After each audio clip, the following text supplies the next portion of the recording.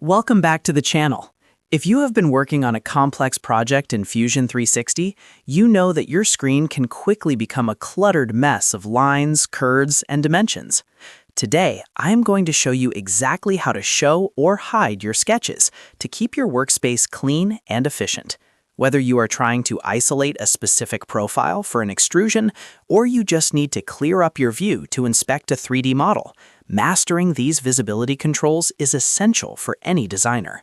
If this video helps you improve your workflow, please make sure to hit that like button and subscribe to the channel for more Fusion 360 tips. Let us get into the tutorial.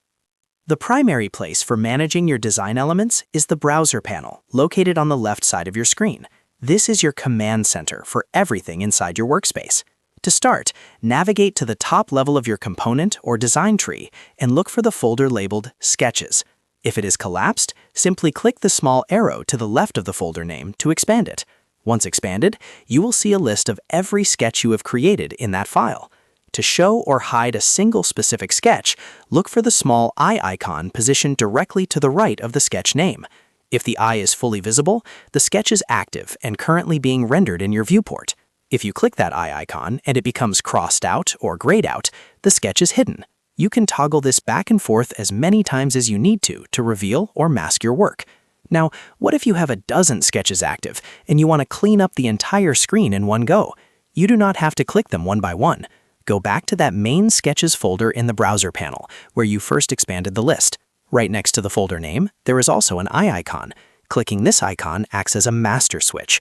When you click it, it will toggle the visibility of every single sketch contained within the folder simultaneously. This is incredibly useful for when you are transitioning from the design phase to the final presentation or verification phase of your project.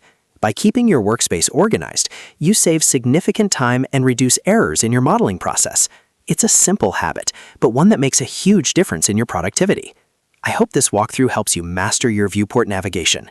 If you enjoyed this guide, do not forget to comment below if you have any other questions about Fusion 360, and make sure to like and subscribe for more content coming your way soon. Thanks for watching, and I'll see you next time.